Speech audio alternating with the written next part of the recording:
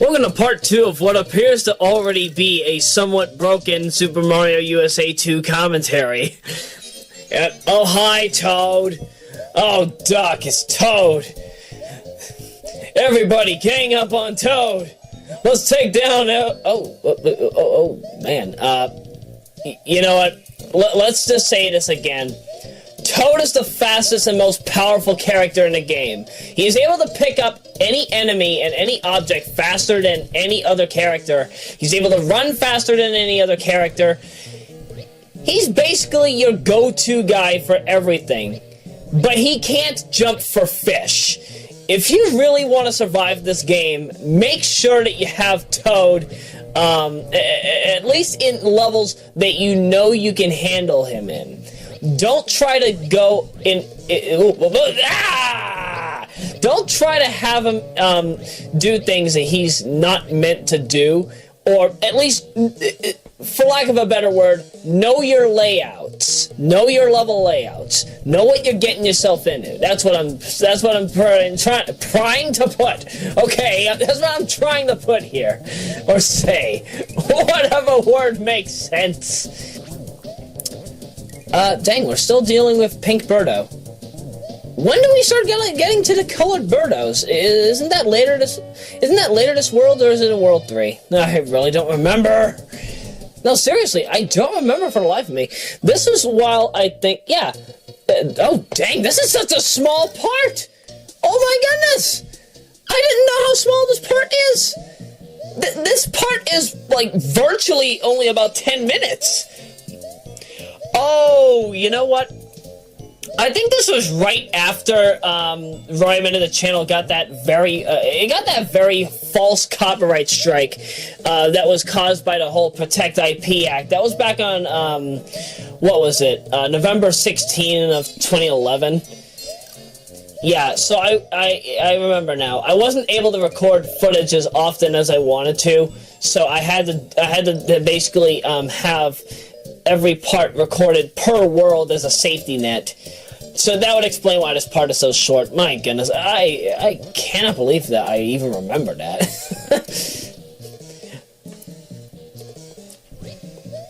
However, you know, this channel, you know, it did its time when it had to.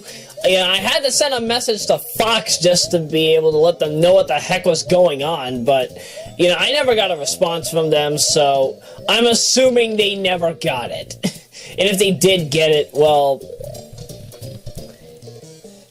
at least I did. At least I did the respective time that I had to. So, nothing lost. Nothing lost. Dang, Mario. Don't try to... Do not try to accidentally hurt yourself with the bomb, please.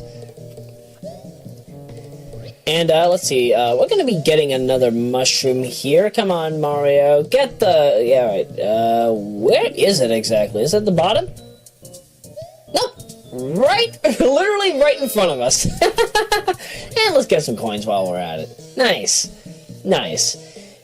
Now let's get out of there.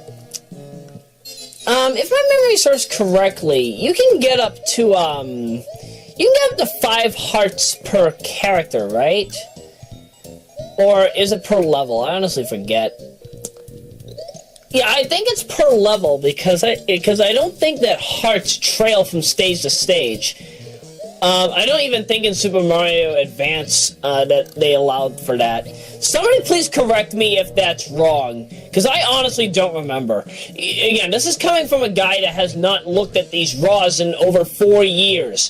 4 ducking years. The fact that I even still have these on my old hard drive from the E-Machine's computer is just astounding within itself. I would have never thought that these files would have survived, provided the cleanup that I had to do when moving this hard drive to the Lenovo H5050. Oh, jeez. You know what? Speaking of other Nintendo games, you know, I might as well bring this up right now. So of course, you folks might remember that I did a Punch-Out commentary way back. I think that was also in 2012. Now, apparently, you know, I knew this for a good amount of time, but, you know, I thought it was just common knowledge, but apparently it wasn't. Simply put, somebody ended up finding the little bearded guy that ducks down whenever what is his name? Piston Honda? Yeah, whenever Piston Honda or Bald Bull, during the second match, during the rematch, when they do their desperation attack, right before they do their desperation attack, the bearded guy in the audience ducks down, which is your cue to launch a punch, which is an instant knockout. I'm surprised that was, you know, not publicly presented for a long time, because, like, you know, you would think that's, like, you know, the common law of the land, that you would notice that kind of attention to detail, and, you know, I'll tell you right now, I always knew that was there. I'm sure other people probably did too. The fact that somebody else made it viral, though, you know, more power to him. More power to him. I'm glad that he was able to point that out for the less fortunate, those that did not know about this in the. How long has Punch-Out been out for? Did Punch-Out come out in what was it? 87? Did it come out in 87? I think the NES version came out in 87. I don't know about the arcade version. I think the arcade version came out in 84, 85. Correct me if I'm wrong in that. Again, I don't remember much right now involving anything Nintendo. I've been away from a lot of Nintendo stuff for a long while now.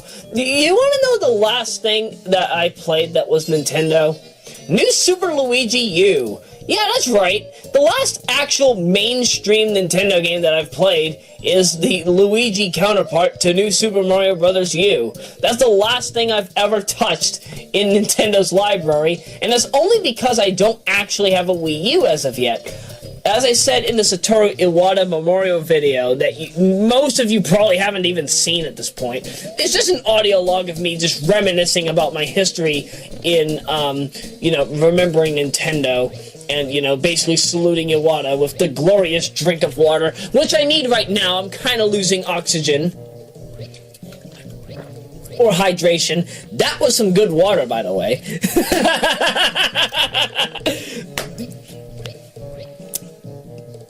But, as I was saying, you know, Nintendo's library, you know, it's not so massive right now.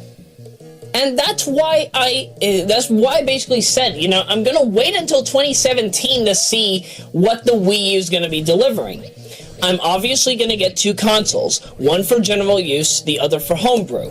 The same thing goes for the PlayStation 4. If I had to say, though, is it a good thing that I'm going out of my way to get a Wii U this late in the game? Because, you know, the Wii U came out on my birthday, November 18, back in 2012. And, you know, for its time, you know, I thought the Wii U was what the Wii was, originally supposed to be, albeit without motion controls, or at least partial motion controls for Wii Legacy users. But to be truthful, if I had to say, the Wii U is literally just a Super 32X variant of the Wii, which I'm sure a lot of you might agree with. I'm sure that a lot of you have said that over the years, but, you know, for better or for worse, I have to admit, it's not bad. It is not a bad thing. I actually do enjoy the Wii U for what it's worth. But, you know, there aren't a lot of games that I want to get for it. And if there are any good games, chances are they're probably for the Japanese console, for all that we know.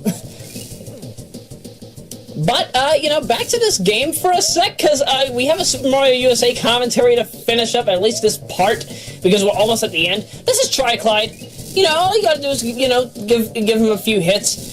Simply put, Triclyde is a three-headed dragon who fires a whole bunch of fireballs. You just gotta pick up these mushroom blocks, 3 hits, and he's down. 3 strikes, 3 out. You're down. I'm winning. What kind of sense does that even make? What am I saying? Have I lost my mind? I assure you I have not lost my mind, but I have a really bad headache right now in the front of my head. But here's the thing. I seem to have the best commentary when I'm sick. or at least partially not feeling well, which is currently my current condition. That's fine by me, though. I don't mind that. But that's the end of the part. I feel bad that this is very short, but, you know, I didn't expect that I would be looking at years-old footage. Had I known that this footage was still here, I wouldn't have... Well, actually, no. I did not go out of my way to re-record this game. Had I done so, World 5 would still be in this commentary. Yeah, you're not going to be seeing World 5, because I skipped right to World 6. And I wholeheartedly apologize for that. I recorded this before I did the 8-bit Super Mario USA, so that kind of explains that issue right there in the kisser. So at least I could get that out of the way before I accidentally, stuff my foot in my mouth for inaccuracy. But that's why I always have an inaccuracy disclaimer, just in case. Just in case if stuff like that happens. But we'll talk more in the next part. See you then.